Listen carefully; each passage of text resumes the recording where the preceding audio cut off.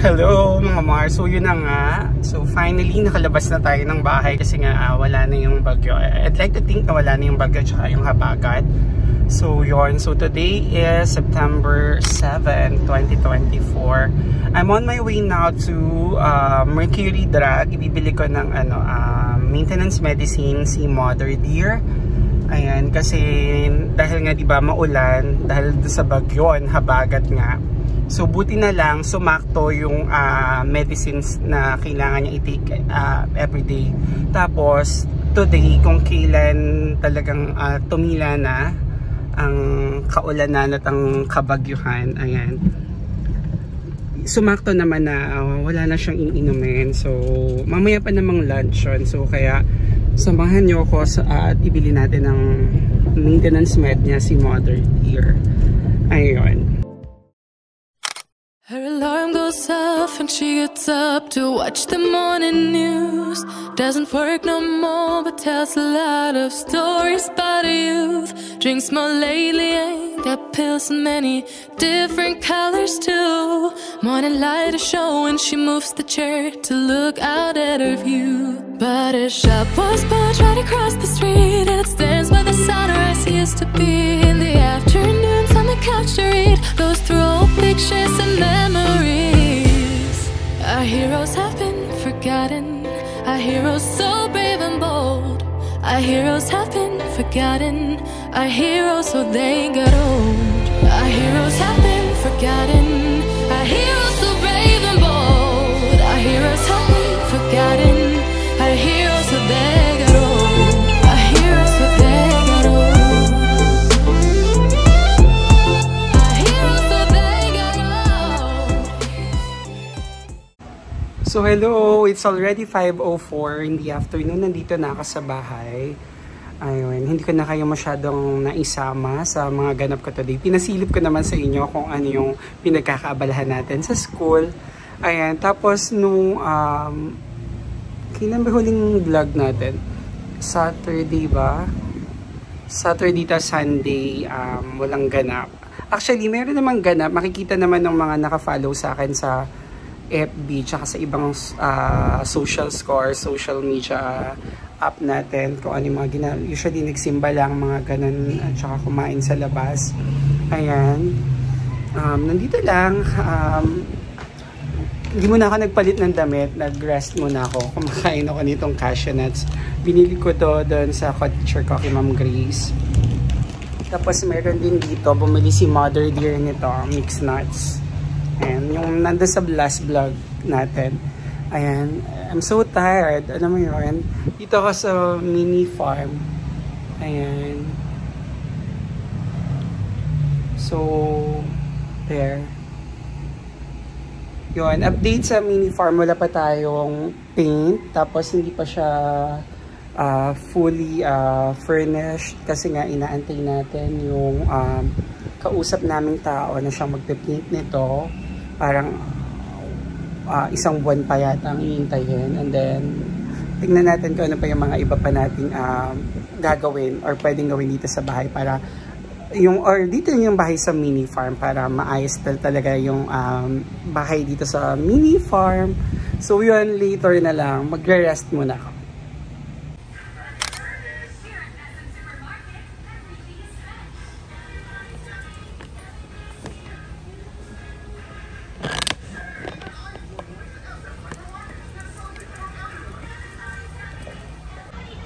Hello mga Mars, so yan, today is Tuesday, September 10. Ayan, ulit ko na ituloy yung vlog natin. So, time check, let me just check it. Ayan. And it's already 4:20 in the afternoon. Pauwi na ako pero dumaan lang ako ng grocery para bumili ng dog food at saka ng battery ng remote control ng TV. So, hanapin lang natin yung kung saan yung battery. So, balitaan ko kayo later mga Mars. So, mga Mars, ayan, malapit na ako sa kanto namin dito sa may elementary school. Yan, dyan ako nag-graduate ng elementary. Ayan. So, malapit lang. Doon ako lumili ko sa kanto right after that. Uwian, kaya ang traffic.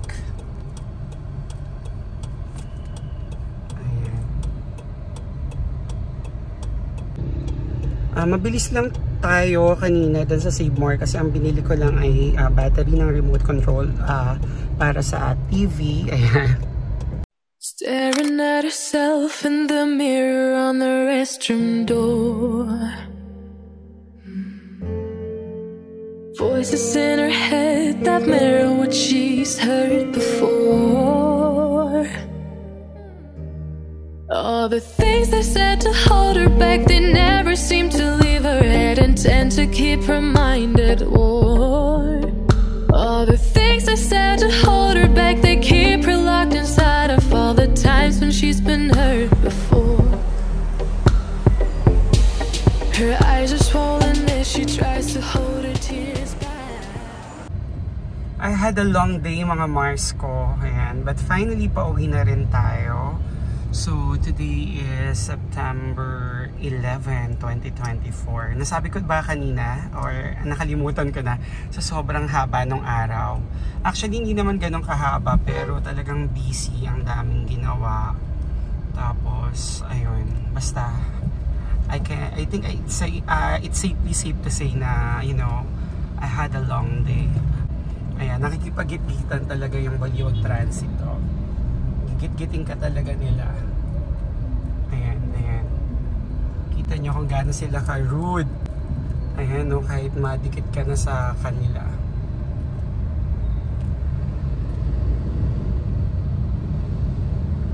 Super rude. Ayan. Ayan. Kita nyo kung gaano sila ka-rude sa daan. But anyway, on a happy note, ayan, uwian na. Uwian na.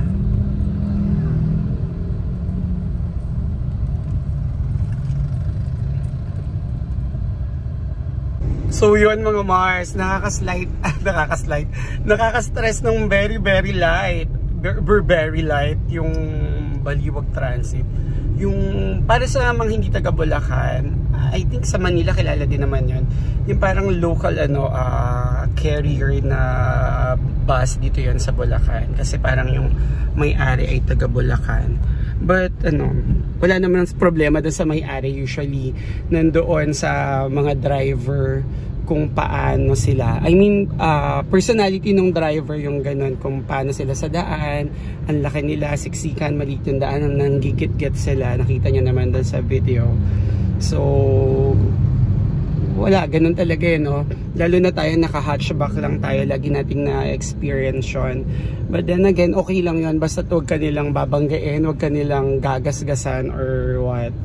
Ayan. Umuulan. So usually umuulan dahil nga sabi daw kaya daw umuulan dahil dun sa bagyong Freddy and Hiner. Tapos mayroon pang Bibeng ka ba? I don't know. But I think si Freddy palabas na yata. I don't know kay Hiner. Ayan. So traffic, pero ano ba? Kasi rush hour. Ayan. Rush hour. But actually yes. Hindi na rin naman ganoon. But then again, ayan, ang mahalaga natapos ang araw natin. Ayan, balitaan ko kayo later. Stuck in traffic mga Mars. Ayan, ang haba ng traffic. Di ko makita kasi mababa tong sasakyan. Pero kanina pa, siguro mga nasa 20 minutes na akong na-stuck dito sa traffic. Ayan, dito tayo sa may tapat ng DV Home sa may Makapilapil. I don't know kung ano yung reason. Ayan. Kita nyo ba? Ayun, oh, dami. Daming traffic sa likod natin. Anyan. Anyari. Anyari. Ayan, mga Mars. Ito nga pala yung gumawa ng ng mga pintuan at bintana namin sa mini farm. Ayan.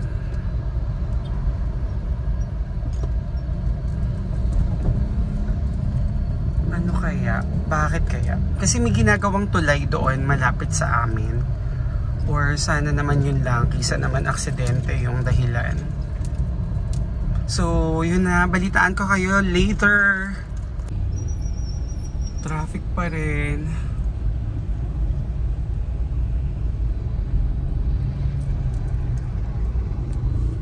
Malapit na tayo sa bahay na pula.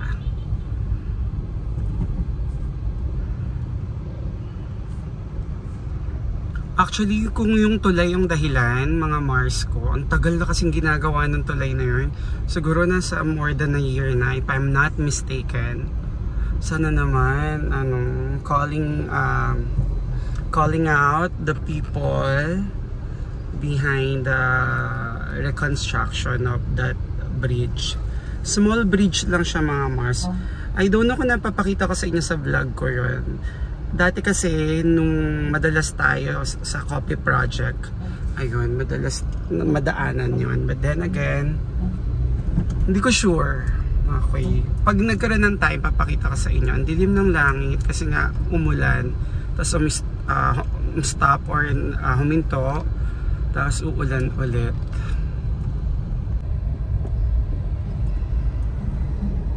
Traffic pa rin.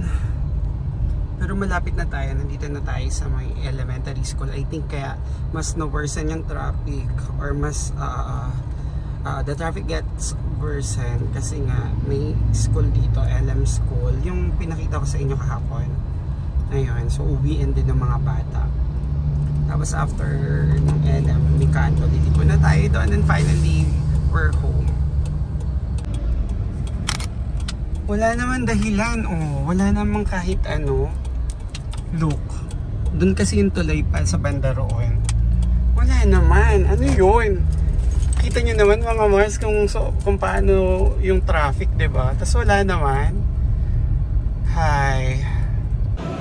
Hello mga Mars. So today is September 12. Ayan. Wala na tayong Prestige card yun. Sinamahan ko si Mars mag-grocery at saka may bibilin din kami sa Uniqlo. Kasama namin si ate sa likod.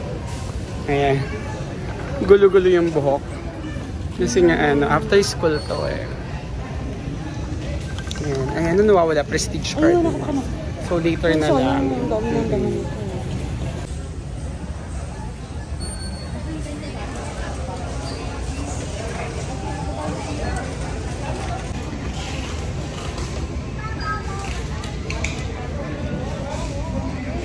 Mars. Bumili siyang fruits and ayan.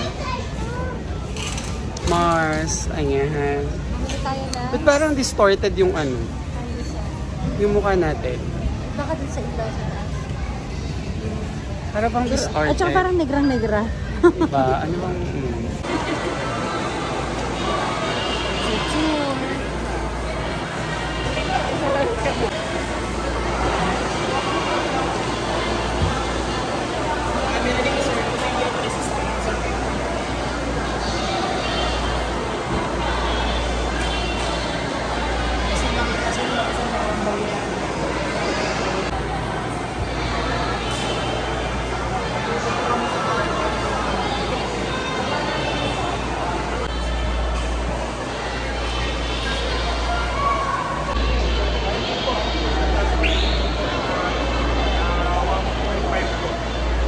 Bumper to Bumper Car Show Baliwa.